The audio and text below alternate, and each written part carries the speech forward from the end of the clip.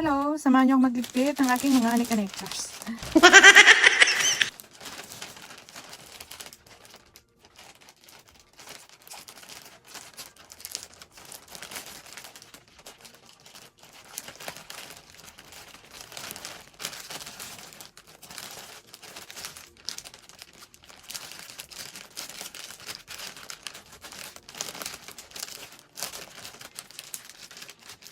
At ayan, dahil nga nagpasounds ang kapitbahay ko, ako lang magagawa kundi mag-voice over na lang.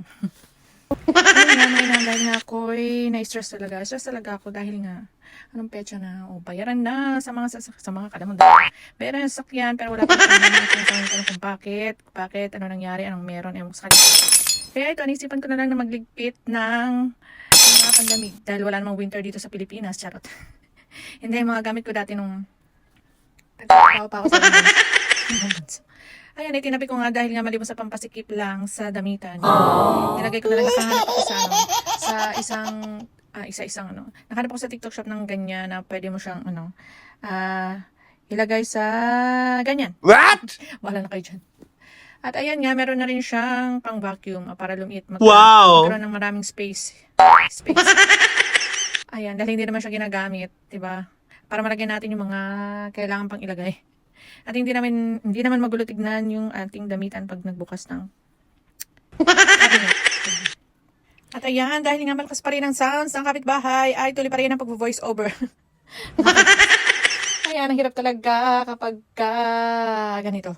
Ayan, kaya no choice tayo, kahit naman tayo mag-voice over, ay mag-voice over kahit wala nang kwenta at patutungan na pinagsasabi. At ayun nga, i-share ko lang mga inahan, syempre sa mga kaya ko rin na gustong kumita sa pag-digital creator. Ngayon, hindi naman natin kailangan ng maraming followers, di ba, para kumita. Kasi ang the best talaga niyan ay masipag tayo mag-upload ng mga videos araw-araw. At saka syempre walang violation, di ba? Hindi. Ano lang, di ba, kailangan lang natin sumunod kay Meta para tayo ay makaranas ng pasahod niya yun. Syempre, susunod tayo sa rules. Ayan, at mamit natin yung mga hinihingi niya. Ayan. Syempre, unang na doon ay bawal ang mga, alam niyo na, yung mga sounds na ganyan. Kasi nga, tayo ay makaka-copyright. Ayun, sinare ko lang, kahit na wala naman nagtatanong. Sa experience ko kasi, di ba, na-inspire lang din naman ako sa nagsabi sa akin na magganito nga. Kasi maliban sa diba, tambay lang naman ako dito sa bahay, di ba? Tsaka mahilig din naman ako mag-upload ng mga video. Ayun, syempre, pakinabangan na natin. Napapakinabangan natin yung mga na-upload nating mga videos dahil mahilig din naman talaga tayo mag-upload. I mean, kahit ikaw naman, di ba, gusto mo rin mga upload. Eh kung dati nga, di ba, wala namang bayad yung pag-upload natin sa mga ganito sa Facebook, di ba, masisipag tayo. Lalo pa kaya ngayon, di ba, na meron ng earnings yung gano'n. Na wala nga wala nga kita, di ba? Walang pakinabang.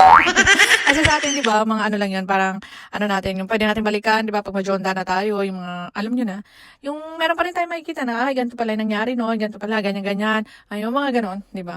Lalo pa ngayon, di ba, na may kita kapag masipag ka mag-upload ng mga videos, basta wala ng mga violation, di ba? Nakikip mo na yung memories. Di ba? Lalo na sa mga anak natin, yung mga ina dyan, di ba? Kung ano may mga importanteng nangyayari sa ating buhay, di ba? Di ba, may ganun.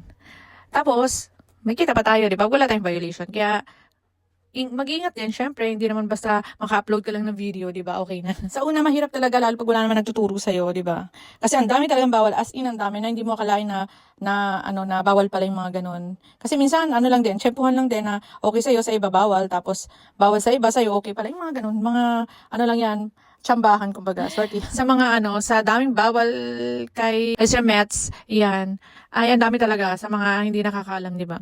Pero ako kasi, okay, awa ng Diyos, okay naman, dahil na yata, 4 o 5 na akong sahod dito. Hindi nga nakalakihan, pero at least, di ba, merong silbi yung pag-upload ko ng mga videos, hindi lang basta upload, di ba? Meron po yung mga may reason.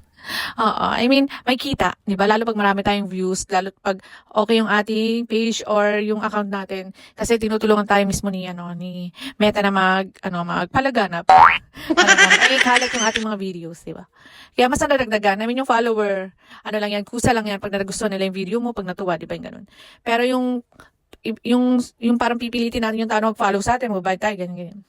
Wala rin naman kasi, pag wala na silang nakita o wala na silang pakinabang sa yung page o sa'yo, 'di ba? Pag wala ka nang naibigay, kukusa rin yung unfollow. Kaya mas iba talaga yung kusa ka nilang nagustuhan, 'di ba? Sa yung upload na video, natuwa sila sa'yo, 'di ba? Kaya di mo sila kilala, 'di ba? May mga ganun. Kahit naman tayo, 'di ba? Hindi natin kilala yung tao. Pag dumaan sa ating Pag makita natin, di ba? Pag natuwa tayo, talagang mag-react talaga tayo. Tas, ayun, 'di ba? Pag natuwa tayo, nilalike natin. Tapos minsan nga pag sinwerte ka pa, 'di ba? Padadalan ka nila ng star kung meron ka ng star button. ayun lang, kasi yung page ko na Aki Cutie yun, naka-ano na ako doon, naka-5 tanggap na yata ako ng ano doon, ng sahod. Yun, kaya iningatan ko talaga siya. Minsan nga lang may mga violation, kaya lagi mo dapat i-check, mga ganun. Kada upload mo kasi hindi mo nalalaman, minsan matataunan ka may violation, akala mo okay, di ba? Ayun, tapos ito nga, sinisipagan ko nga rito sa aking main account dahil nga may pinakitang sign si yun. Sign. Ayun, na meron na nga pang ano. Basta yun na dapat pagbutihin ko pa o sipagan ko pa sa pag-upload ng mga videos or short videos, diba? Makikita nyo naman siguro. Ayun lang. Syempre, kahit maliit man yan, pag naipon, medyo malaki na rin. Okay na rin yun. Pangdagdag din yun, diba? Hindi mo mapupulot yun sa daan. Yun lang.